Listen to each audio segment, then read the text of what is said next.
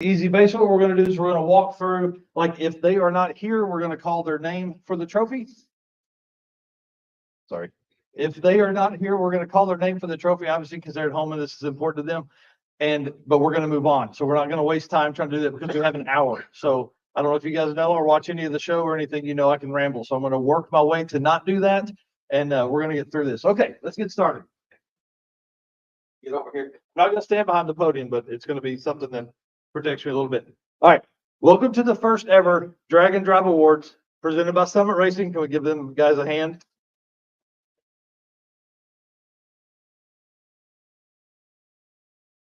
My name is Mike Narks. If you don't know who I am basically the host of the Drag and Drive show and news, of weekly live streams that we do. I am probably one of the biggest nerds in Drag and Drive stats that's out there right now. People will come up, this is going to grow and we're going to have more fun with it, right? So I've basically dug through and for the last 22 months have found every piece of data that I can for Drag and Drive history, right? We were lucky enough to have the Gebhardt family donate all of Billy's stuff to us for Drag Week history. That changed the game. I mean, it really did for me. So that saved me months of time to have to go back and pull that, and certainly appreciate his contribution. Without him, I don't think we would probably do this. And then everything from there, the struggle we have with Drag and Drive is that every event is its own event. There's not been something big like this yet. So this gathering helps us do that. So I spend a lot of time. I left my corporate job in July to do this all day, every day. This is what I live and breathe. 20 hours a day, I think about Drag and Drive. The other 4 hours.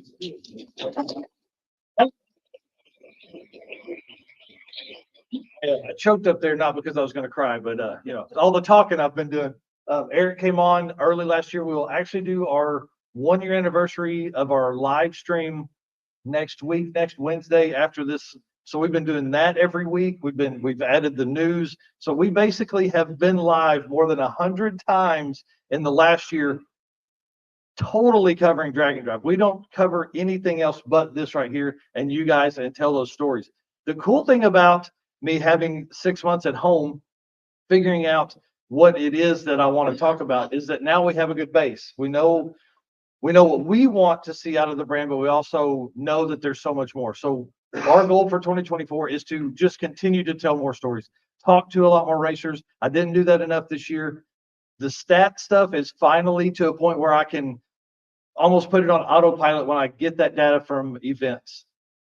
With that, I can also take that and now I can spend more time finding out the story of like Josh Norris and why he races that car. And, he's number 9 on the list of world champion points in a small block NA car. And we can find out more stories about that. I can look around this room and think of 70 stories of stuff that we could tell tomorrow if I can just make the time to do that. So that is my goal for 2024. That's part of Eric's goal for 2024, and to just continue to do that. And this whole award show is to award you racers with stuff that you deserve. I mean, obviously, you guys have earned it across all these events. All right.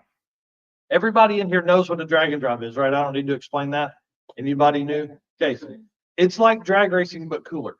Right? You're driving a race car from track to track. When you tell somebody that these people are getting in their race cars and driving, people don't even understand. And then they see it and it just baffles their mind. And that's what's been cool about 30 events in 2023 is that more people have seen that. We've had almost 4,000 or 4,300 racers make street drives in their drag and drive car. Like, we've changed the world for some people out in the world because they've seen cars that are like ours. All right, but before I want to get into the stuff, I want to have Tommy talk about a little bit of kind of what Summit does. I mean, everybody knows what Summit does, but why you guys are so good for this sport and good for us. Sure. So let's give Tommy a round of applause. Also a competitor, last winner. Thank you. First of all, for this guy here, man, to keep up with all this stuff, and we all love the drag and drive stuff, but for him to take the time and the effort and everything he puts into it, he deserves all the applause this weekend. Our name is on this stuff. We sign up with him to help out, to bring it to maybe a little further than what he originally envisioned. Jim and I actually, when we got into the drag and drive community, we kind of kicked around some ideas about how do we do a championship? How can we get Hot Rod and all these different, promoters and sanctioning people to do something like this? And then about 6 months later, this guy contacts us and says, "Hey, I've got an idea." And so that made the transition for us really easy with that. I've done a lot of drag racing my entire life. I've been from a 12-second bracket car to a 6-second mountain motor car. And this is where I found my home. I have had more fun, met more great people with you guys. And he and I did our first one in 21, and we were hooked.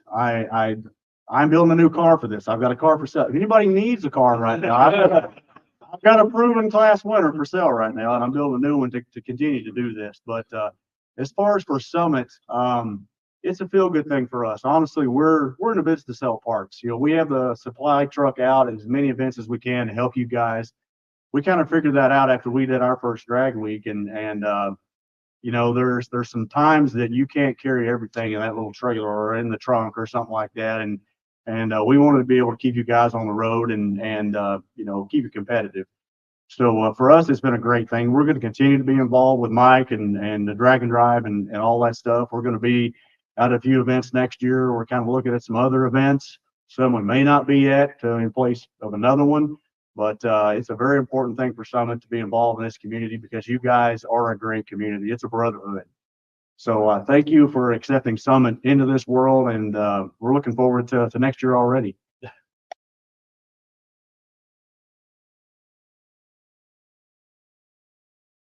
Okay, sappy stuff is over, I promise. Let's get into this. We're gonna award trophies that are up here. These were all made by Travis Wise, Revved Up Laser Works. If you don't use him, I don't know what's wrong with you. Great stuff. These are really cool. The process is going to be, like I said, if the person is not here, which I have a list of folks that should be here and should not be here, if I will call your name, but we're not going to waste time on you coming up because we are now at it's only 11. Yeah, you started. Hey, perfect. All right. Well, I've seen some people come in. Okay, so we've killed enough time is what we're saying. All right. So we're going to start with the specialty stuff. These are trophies that weren't like ET based and things like that. I don't know where to stand. I'll stand over here. How am I? You're good on that side. Okay, perfect. So the plan is going to be, you're going to enter over here. You're going to stand by Eric. Jesse Fox is going to take your picture. Try and center up around here so it looks good. I don't know when Jesse will get these edited, maybe tonight, tomorrow, something like that. And we'll put them up on an album on our page. If you have a family member that wants to come up and take your picture, please do that. And just stand right to the right of Jesse. Don't knock the camera off the thing because there's people at home watching this. We hope all 8 of them.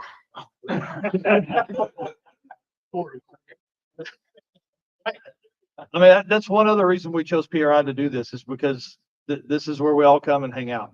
And we chose Thursday to do it. So then Bryant Goldstone could walk around with this super cool trophy all weekend and we could talk about how awesome it is. So, all right, let's get this thing started. Let's start with the Sweet Patina, who is our first sponsor to ever come on board.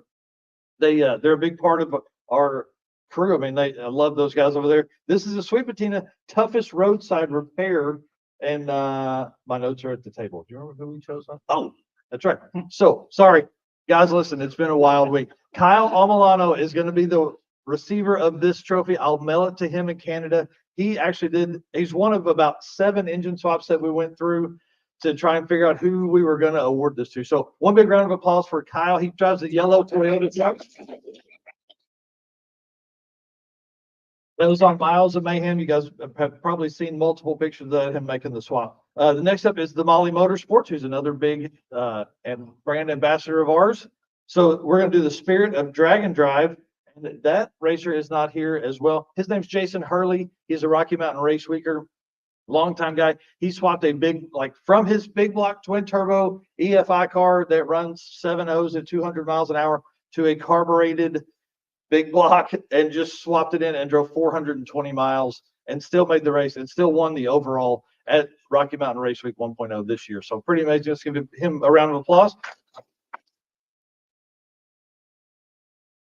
Yeah, he's also a 3-time undisputed champion of Rocky Mountain Race Week in a row. So if there's some folks here that have fast cars that want to test one out, that's a good one. 1,300 miles and 5,800 feet of DA.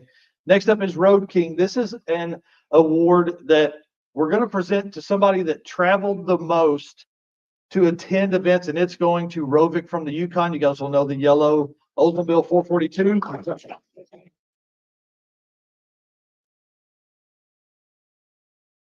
He put more than 30,000 miles on the street getting to and from drag and drive events this year and attended 5 of them. So he drove more than 7,000 miles or 6,000 miles during drag and drive events in 2023. So I think that's a huge award for him. So congratulations to him.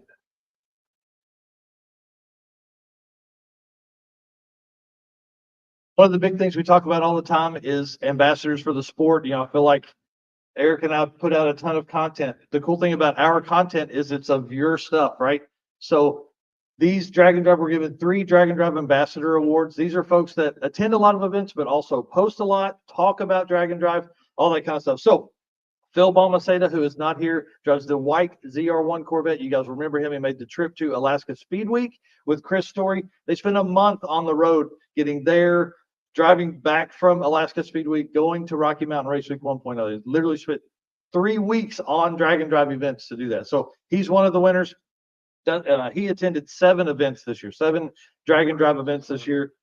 Dustin Cottle is our other winner with the unlovable truck. You guys remember the little white Chevy Love truck? He attended 7 events this year. Him and his dad run those all the time. 7 events is absolutely insane. We've never had that opportunity in the past. 5 has been the most anybody has ever done. And this year we had 2 guys do 7. I'm sorry. Dustin did 8 events this year. He did 2 King of the Open Road events. So, and then our last one, this person is here in the crowd, made a big trip here to come down. Mr. Rich Guido, I think you guys will agree. That's been a lot.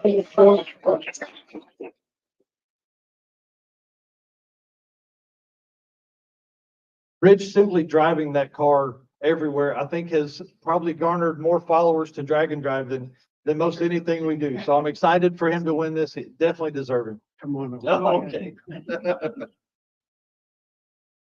Thank you. Thank you. Congratulations. All right, one more round for him.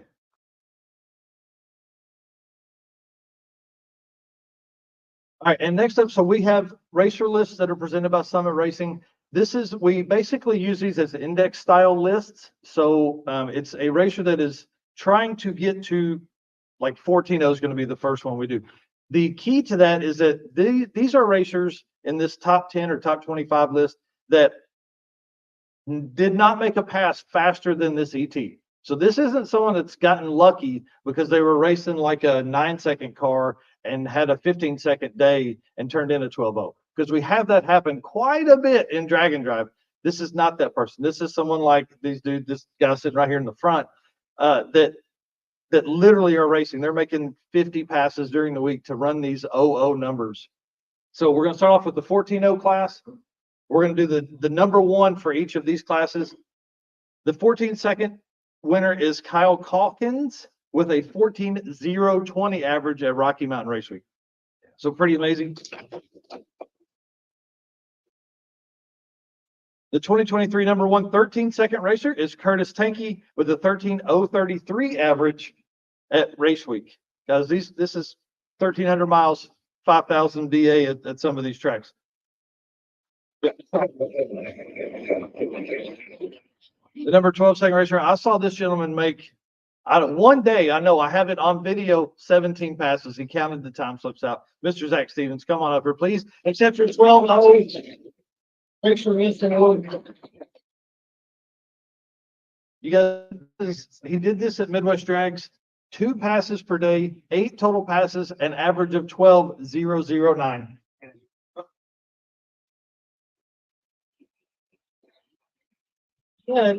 And he drives the car. That's his daily. At least it was at that time. So if he had broken it, he would have had to fix it to get to work. Yep. So that's pretty amazing. And he did it with his mom as his co-pilot. Super cool. We see a lot of father-son teams. Give her a big round of applause. All right, the number 11 guy, I don't see him in here, but Mr. Cameron Thorpe, yes, right here. You guys will know the maroon Volvo. This guy, tell a little bit of the story real quick, because you raced at an event, then started race week, then went back and raced or something, right? Yeah, so racing Saturday at Bannermere Super Series. I got up into 6th place, leaving 3rd round. 8 o'clock was cut off. Had that time to get back to Pueblo and change the car over again, make runs for race week, and then go back to Bandimere to race for a Wally the next day, and then go back to Pueblo to start the route to drive to Kearney. Yes. To do race week the next morning. Wow. Commitment.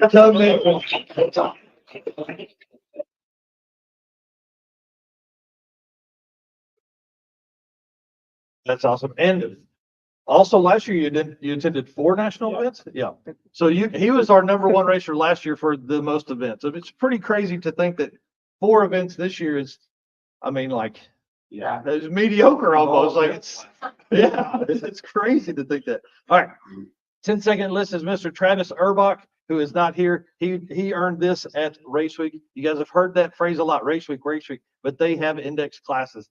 The 9-second racer is Miss Luna Tran with a 9:087 ET at Rocky Mountain Race Week. So again, 5,800 DA, 5,800 DA across 5 tracks, 1,300 miles. Pretty amazing. So let's give one more round of applause to those guys.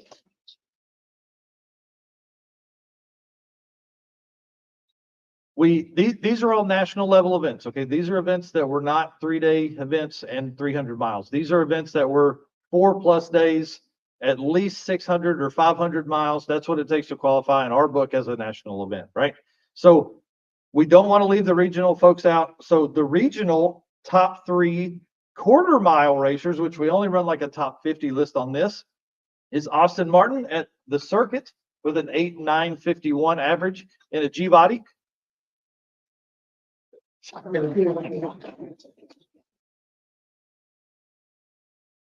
And then Mike Kimmis is next in the 2nd place, also at the circuit. And I'll explain that here in just a second. The circuit is really one of the only quarter-mile regional events that happens that keeps the average ET, right? So a lot of these are heads-up stuff in regional. The #1 folks at this are our good buddies, Brian Acton and Jay Blanchard, for the #1 spot at the circuit with an 8:539 average. So come on, a regional quarter-mile. Well, surprised. So the one of the cool things that we do at the circuit, which is our own event. Sorry, I want to leave you hanging there a little bit.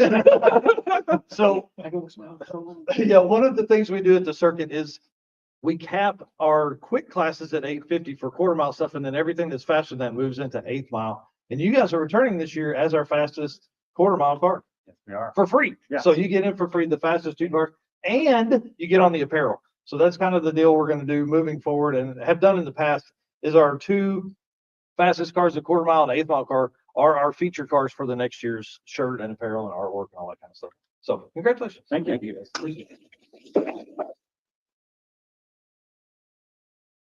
Hardcore 850 guys there, big time. The top 3 regional 1/8 mile racers. So you can see how this becomes a problem with so many lists. You have all these lists, right? So the regional 1/8 mile racers, Carl Thomas at One Guy's Garage Drag Weekend with a 5:1:00 average. Is he here? Nope. So congratulations to him. That's a big deal. That's a 5:1 average on a event that runs 600 miles, I think is what One Guy's Garage was. So pretty amazing there. Kyle Beaumont, I don't know if I see him in here or not. Yeah, there he is. Perfect. I see that. Yes. He is our #2 racer for the regional 1/8 mile. With a 5:077 average On the circuit. on the circuit. That's going Good. All right, slide in here.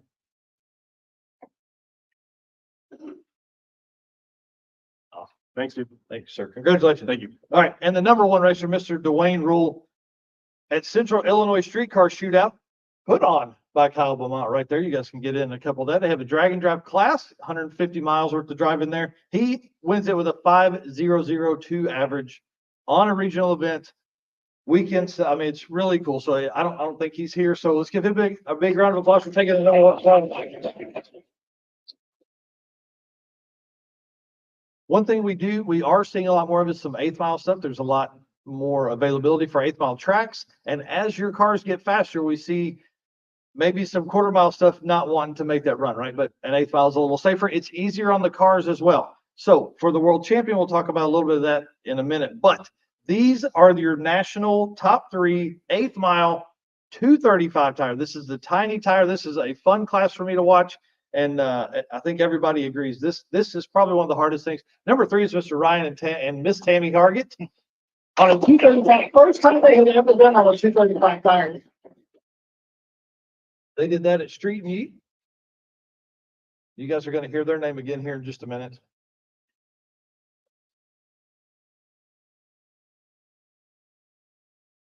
So pretty amazing. Yeah, you guys, you definitely put it to work that week.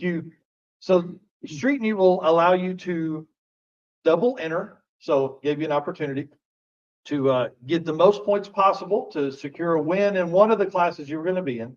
But a 235, like, I mean, that had to be a little hard because you had to change from 235 tires to 275 tires and then to street tires. Yeah, that wasn't a bad thing. She was going to kill me for packing the chutes 5,000 times. That is a great thing. Thank you very much. Congratulations. Thank you.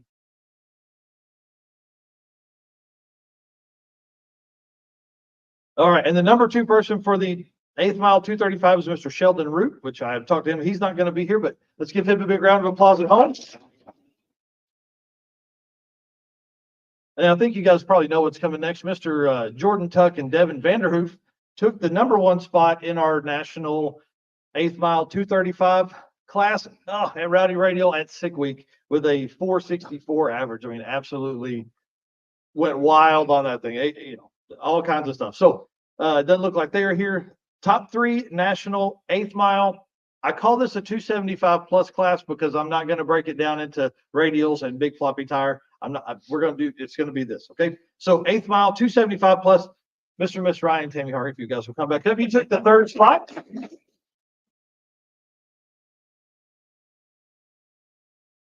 Also at Southeast Street, again, having to run multiple times a day. You got your tips. Yeah. Good word. Awesome. Congratulations. Thank you. That won't be the last time you see them either.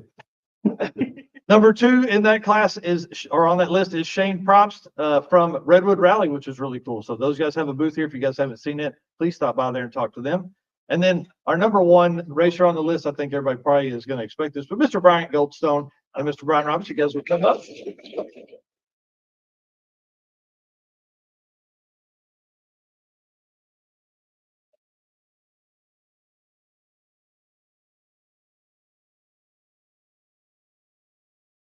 With a 450 average, 435 fastest turn into the week, right? Yeah, I think so. Yeah. And 3rd event of the year, 4th event of the year for you to get to. Yeah.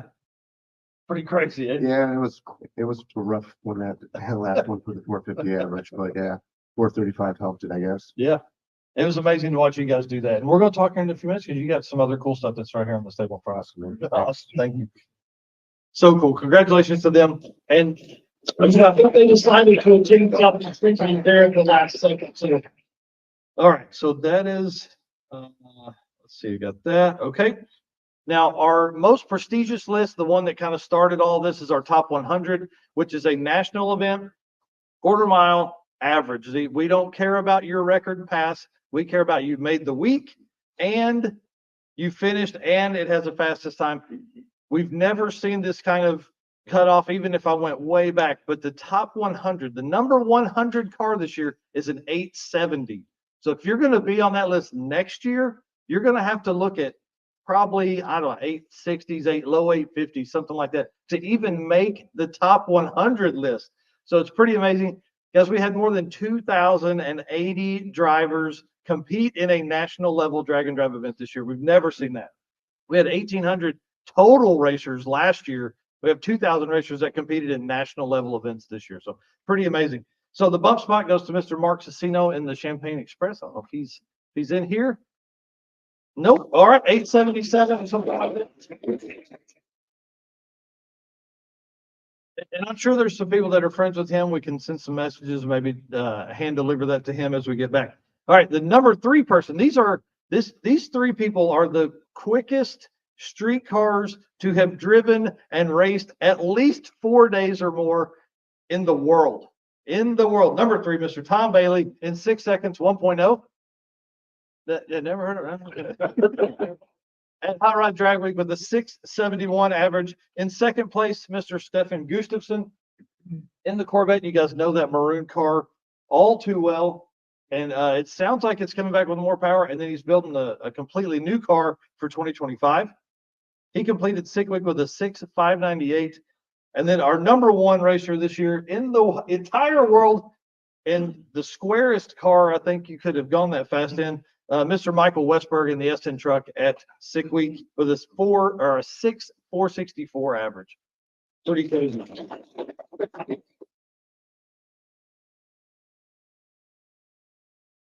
All right, now I know you guys have seen me standing by all this stuff, and we're getting to that right now. I promise. I thought this would take an hour. I thought I would do this for an hour, but it looks like we're going to be done with this in 30 minutes. So it's perfect. All right. The Drag and Drive World Champion deal came about because I don't know if Lonnie Tibbs is in here or not, but I'm blaming it all on him. Some and I had some conversations. Our plan was to do like I don't know what you want to call it, Triple Crown or something like that. We had something that was multiple events, the fastest across several events. And we were kind of working through this. Like Tommy said earlier, we just couldn't get what we wanted out of where we were going with it. And I don't know if you know this, but Triple Crown is taken. And they're pretty protective of that. So that's the way it works. So we got to thinking, and obviously Lonnie reached out and was like, hey, I think you're looking at this in a way like maybe points is a better way to do that. And so we're glad that he did that because this has really spawned something that can really grow past what just awarding the top three is. There's a lot of people that are earning 35 and 40 points. I will say I've got a presentation to give to them later this weekend. We're going to change a few things up, but I think the base stuff is there. I think we have a pretty good idea of what points should be done. I mean, when you start talking about the points level across the year, 4 points separated the number one and number two and number three, and completely different cars, completely different classes, which is what we wanted. So one of our goals is to be able to award some class limited cars with maybe a few more points or something like that. We've got some ideas. So it's gonna take an army to get this figured out, but I promise we're gonna have something sorted this year, and we'll run those points for 2 or 3 years into the future. So it'll be easy. People can plan on it, and it's not going to be something that's hard to factor. This year we awarded for ET class records and mile an hour class records being broken, and that became a little more difficult on my side because then I had to go find all that data. Because I had to go see who had ran that for an event like Rocky Mountain Race Week in a class that may have been a 11-second winner over the last few years, now is an 8-second car. So it becomes all of this, like you've got to check and triple check and all that stuff. So enough of all that. So these are the top 3 racers to earn Drag and Drive World Champion points. That list will come out in a few weeks, I promise, with everybody's point on it. But going through 2,080 plus racers line by line for every event you've done, for every race day that you've competed, for every time you could earn any point at all takes a lot of time. Okay. So we wanted to make sure we had the top 10 right. That list is out. The top 25 then is out. You guys have seen it. Now it's time to break down and go through the other 2,055 racers. So this guy, the number 3 spot, led the point series most of the year. I mean, every time there was a new event, he was generally, so 6th summer, Corey Thompson wins his class. There were the struggle with ET class records and points being awarded for that is events like an inaugural event like 6th summer, those people don't have the opportunity to earn those additional points. Well, we don't want to take events out of the list for people to attend. That may be the only event you could attend that year, and world champion points will be important to you in the future. You want to make sure that you can earn all the points you can. You don't want to skip an event because of that. So that's some of the changes we have on the table. So Mr. Corey Thompson won his class, his hot rod class at 6th summer, then took his 12-year-old son, which I think most of you guys would know. A 12-year-old son is probably not the co-pilot you want on a week-long drag and drive event through the Rocky Mountains. You want it, but it's going to be hard. That dude's not going to be able to do all the stuff that you need. Maybe somebody else has turned wrenches for 25 years to be your co-pilot, right? So Corey Thompson and Logan Thompson, his son, earned 110 points with a car that runs high 7s and low 8s across 3 national level events. Let's give him a round of applause.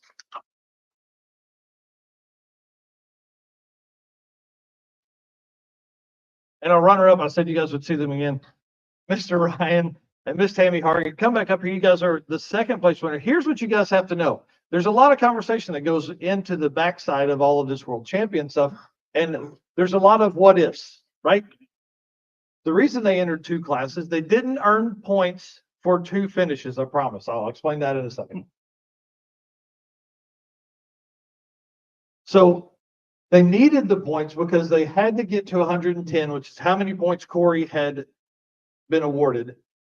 They needed to go faster than him, which they had done at 2 events, but they also needed to finish in a 4-second average, which is really a feat in itself at a drag and drive event, but also it had not been done much. You guys are like, I mean, 4 people have finished with a 4-second 8th mile average in a national level event this year. So to do it, and to do it on 275 tires, and to do it on a 235 tire, which you've never raced on in that car for sure. I don't know. Have you ever raced on 235s? Never. Oh, No. So to do it on that, now here's the way this worked. Their car is faster than Corey's. They earned more points from the 235 class because they won it and reset the class ET record because we didn't have historical mile an hour record. So they couldn't break the historical mile an hour record because we didn't know what it was. So they earned 110 points, but because they are faster, they take the 2nd spot. Make sense? Everybody, yeah. Perfect. So let's give them another big round of applause. Sorry.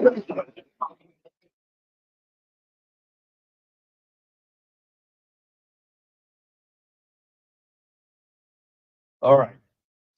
Now, what you guys have to know is 3 weeks before Southeast Street Meet, Bryant sent me a picture and the engine was out of the car. He's like, do I have a chance? And I was like, man, if you do this, again, we go to the what ifs because we all know how a national level drag and drive event. I mean, his car was the fastest at Southeast Street Meet, but that didn't mean he was going to finish because like on day 1, they blow the tire, they break a fuel cell, they break wheelie bars, things like that. All of that comes into play as you start looking at this, but they had to win that class. They had to reset the record to take this. So I want to congratulate Brian Goldstone, Brian Robbins, come on up. They are your first ever.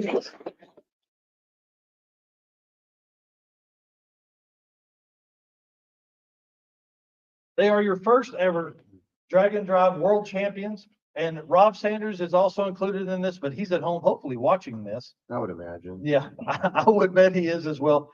Part of our thing, again, back to co-pilots, this is important for us. So every member of the team that raced on the events has a jacket embroidered with the world champion. They get hats, they get all the stuff that's up here. I want to thank the teams that came along with this. I want to thank Summit Racing for being a big part of this and really going through months of trying to figure out point series, right? What it comes down to, I would think, is probably Lonnie needling at you just a little, probably Brian a little bit needling at you, wanting to maybe go after it. But in an interview we did a couple of weeks ago, you said one thing, it was like, I knew that I had to go for it now. It's going to get harder. I don't know if I thought it was going to get harder, but I want to be first, so. Yeah. Well, we know it's about first or last. Exactly. That's awesome. So I want to thank everybody that has been a part of putting this package together, Precise Built Tools, Cold Heart Art for this, Summit Racing. Mahle Motorsports is a big part of all of this too.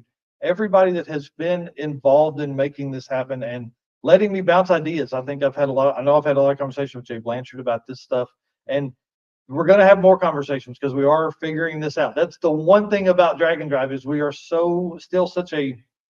this is all early. We've never seen this kind of stuff before. We've never seen this kind of community being built around this, except for drag racing, which started, 30s and 40s. So we are on the cusp of what this can become. So I want to ask that as we move forward, you guys really think about that stuff. Share some things that you see your friends post about coming out and doing drag and drive events. Because without this, we wouldn't all be here in this room, and we wouldn't have lifelong friends that we will know forever and have friends across the country. My wife asks me all the time, what are you going to do if you break down in your little crappy car you drive all over the country? It's like, I probably know somebody within 100 miles of where I'm at. So let's give them a big round of applause.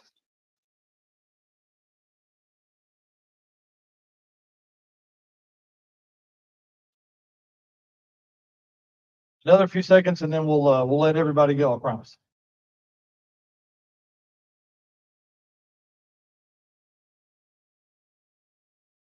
Awesome.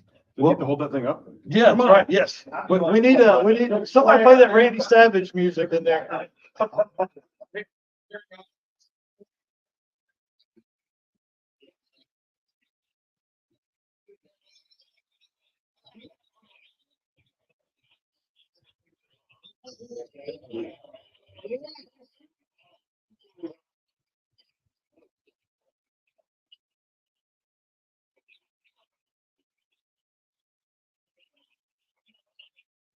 Hey, You gotta get up front. That's right.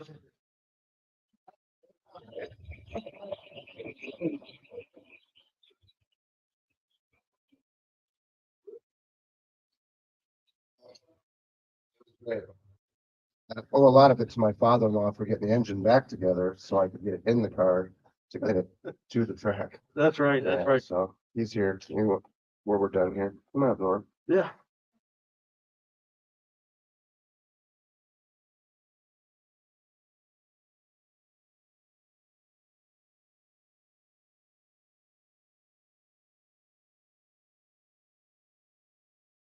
How cool.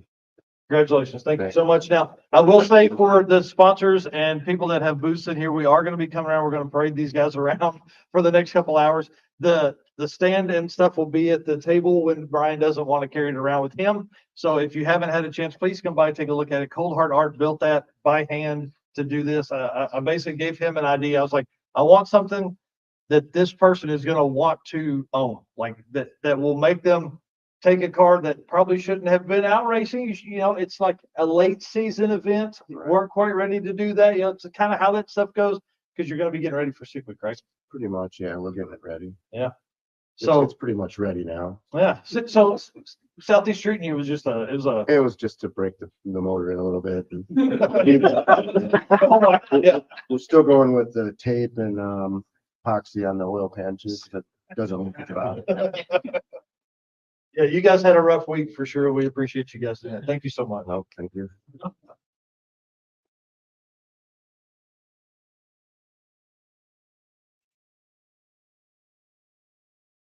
All right, guys. Again, I want to say thank you. I know I have said it 100 times. I was so anxious about this. I passed the anxiety point last night and just became really excited because this was going to happen whether we wanted it to or not. And I'm so glad that I could look out here and see so many familiar faces and see people that I haven't met yet that I certainly intend to do that. Guys, if you will, please, please, please come by the booth. We're going back there here in just a little bit. Our schedule is a little bit crazy. We're posting stuff up on Facebook here shortly with the schedule. Please come by, say hi. I don't know if you guys know this or not, but I like selfies. And so we're going to take a bunch of those this weekend. So please make your way. Booth 4746, come see us. You can see this. You can see whatever we're going to have there. We got a lot of folks that are filling in for us. If we're not there, we're going to be at Summit tomorrow at 1 o'clock at their. We're going to be at Howard this afternoon at their booth. And then we have folks coming by the booth as well. And I'll tell you, we've got the camera, we've got the Wi-Fi, we got the live stream all set up. So if you can kind of stack some people together, we may do like a big panel of people within the group there to talk to the folks that are home, because we want more of those people to come out to these events and obviously the drag and drive stuff. But we want them to come out to PRI and see everybody and hang out with our race car friends, right? Yep. That's right. All right, cool. If you guys don't know, this is Eric White. He's my co-host and right-hand man producer. Let's give him a huge round of applause.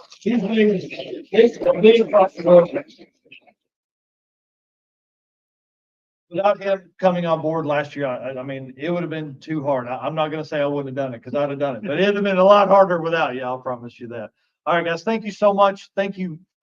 Rovick is here. Get up here and get this video. This is, guys, if you remember earlier, Rovick from Wayne County won the Roadside trophy. See, drove in from Canada right at the last second. Yes, sir. Oh, thanks. Yeah.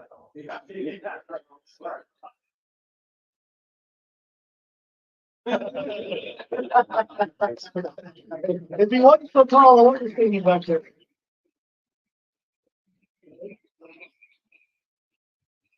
For the folks that won trophies, we do have boxes here on the table. If you'd rather go ahead and put those in there and not fingerprint them all up and take those home. So Guys, thank you again. Thank you so much. I don't know if we say like you're Let's give dismissed. you a round of applause. Ah, yeah.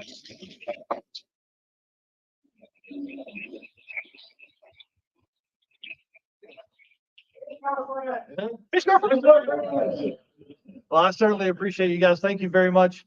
Get out of here. You don't have to stay here, but you can't, you can't stay here. You gotta go home. I don't. Do something. Leave.